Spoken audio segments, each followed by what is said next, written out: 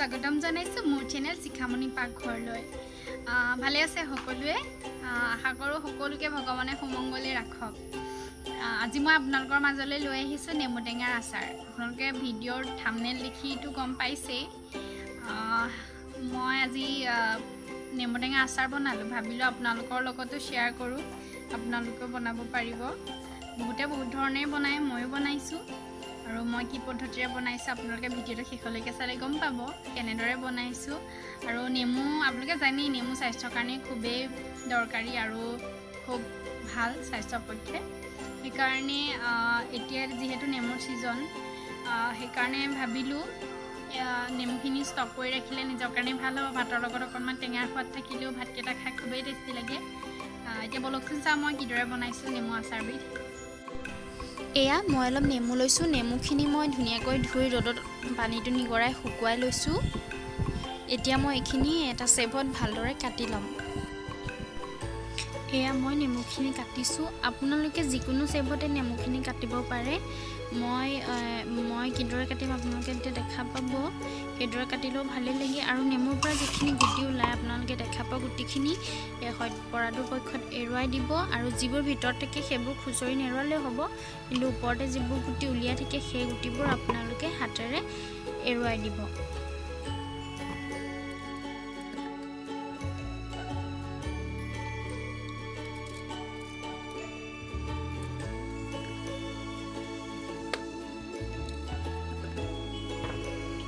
এয়া মোৰ এতিয়া আটাইখিনি কাটি লোৱা হৈ গৈছে। এইখিনিত মই এতিয়া ধুনীয়াকৈ জোখমতে নিমখ আৰু হালধি সানি 2 ঘণ্টামান সময়ৰ কাৰণে ইয়াৰ পৰা যিটো পানী ওলাব সেই পানীটো শুকাবৰ বাবে 2 ঘণ্টামান সময় ৰ'দত দি দিম। আপোনালোকে বেছিকৈ নুশুকুৱাব, বেছিকৈ শুকুৱালে ইয়াৰ বাকলিটো বৰ লিকটীয়া লাগিব। সেইকাৰণে পানীটো নিগৰা সময়কণলৈকে অকণমান ৰ'দাই ল'লেই হ'ব। মই ইয়াত দিয়া হালধিখিনি আপোনালোকে দেখি হয়তো ভাবিছে জলকীয়া গুড়িৰ দৰে লাগিছে, নহয়নে? কিন্তু জলকীয়া গুড়ি নহয়, আচলতে এইখিনি হালধীয়া হয়, ঘৰুৱা হালধি আছিলে। বেছি বোলে সিজোৱা হ'ল, সেইকাৰণে ইয়াৰ কালাৰটো বেছি ডাঠ হৈ গ'ল। আৰু এতিয়া আপোনালোকে ইয়াত জোখমতে নিমখটো দিব। নিমখটো ইয়াত অকণমান বেছি পৰিমাণেই লাগে। এইখিনি মোৰ এতিয়া সনা হৈ গৈছে। এইখিনি ডলা এখন লৈ ধুনীয়াকৈ দি ল'ম আৰু 2 ঘণ্টামান সময়ৰ কাৰণে এইখিনি ৰ'দত শুকাবলৈ দিম। আৰু আপোনালোকক আগতে কৈছোঁ, মই আকৌবাৰ কৈছোঁ, আপোনালোকে বেছি সময় শুকাবলৈ নিদিব। বেছি সময় শুকুৱালে ইয়াৰ বাকলিটো বৰ লিকটীয়া লাগিব।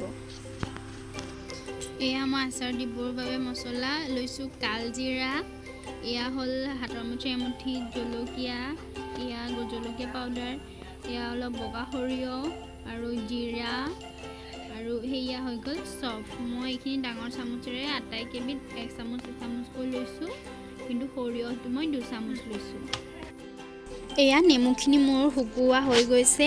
এতিয়া আপোনালোকে নেমুখিনি সৰহ দেখিছে, নহয়নে?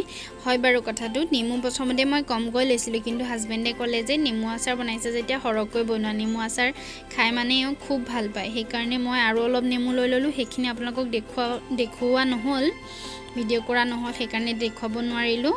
এতিয়া মোৰ এয়া শুকুওৱা হৈ গৈছে। বলকচোন মই কেনেকৈ বনাওঁ। এয়া মই জুইত কেৰাহী এখন পাতি কেৰাহীখন গৰম হ'বলৈ দিছোঁ।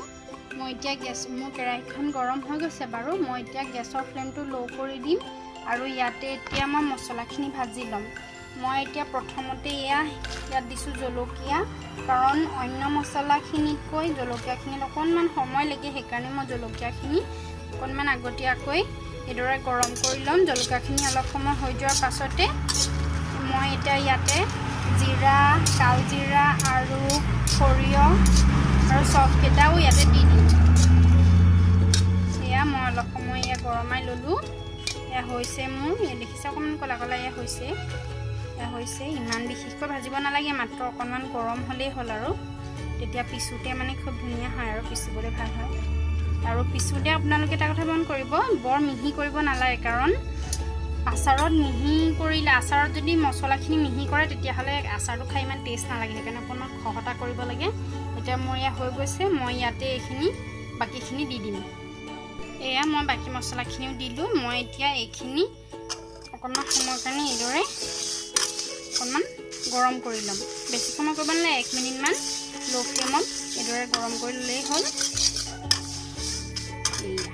মোৰ মছলাখিনি এতিয়া ভাজি লোৱা হৈ গৈছে এতিয়া মই কেৰাহীত আচাৰৰ বাবে তেলখিনি গৰম হ'ব দিম মই 2 কাপ তেল দিছোঁ ইয়াতে চাহ কাপেৰে 2 কাপ দিছোঁ আপোনালোকৰ পৰিমাণ অনুযায়ী আপোনালোকে কিমানখিনি ল'ব নেমু সেইটো অনুযায়ী আপোনালোকে তেলটো দিব এ তেল চাওক ইমান কম লাগিছে কিন্তু মই ইমান কম তেল দিয়া নাই 2 কাপ আছে তেল দেখা পাইছে এইখিনি মই এতিয়া ধুনীয়াকৈ গৰম হ'বলৈ দিম আপোনালোকে ৰ'দতো তেলখিনি গৰমাব পাৰে দেই কিন্তু মোৰ বতৰটো খুব বেয়া যেনে তেনে টেঙাখিনি শুকাবলৈহে পালে এতিয়া বতৰ ইমানেই বেয়া সেইকাৰণে মই মানে এইদৰে তেলখিনি গৰম কৰি লৈছোঁ এতিয়া এই তেলখিনি গৰম হোৱালৈকে মই মছলাখিনি পিচি লওঁ এয়া মই মছলাখিনি ভাজি লোৱা হৈ গৈছে মই এতিয়া এই মছলাখিনি অকণমান পিচি ল'ম বেছি মিহি নকৰোঁ খহটা কৰি দেখুৱাম বাৰু আপোনালোকক এয়া চাওক মই পিছা হৈ গৈছে এয়া মই খহটা কৰিছোঁ এয়া মই এতিয়া এইখিনি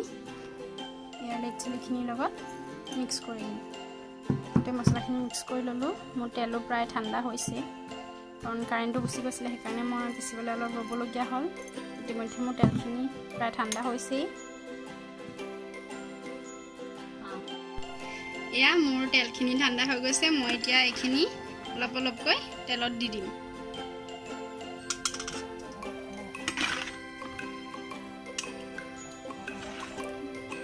এয়া মোৰ দি লোৱা হৈ গৈছে মই এতিয়া এইখিনি ধুনীয়াকৈ এবাৰ লৰাই ল'ম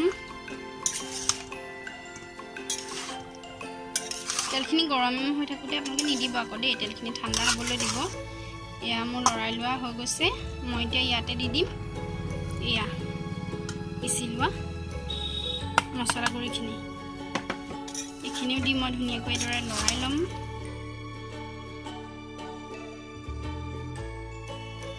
মোৰ এতিয়া এইখিনি মিহলাই লোৱা হৈ গৈছে দেখিছে ইয়াত তলত যথেষ্ট পৰিমাণৰ তেলো আছে এতিয়া মই এইখিনি ধুনীয়াকৈ এইটো কাঁচৰ বৈয়াম এটা ধুই ইয়াত ৰ'দত দি শুকুৱাই লৈছোঁ এতিয়া কাঁচৰ বৈয়ামটোলৈ এইখিনি ভৰাই ল'ম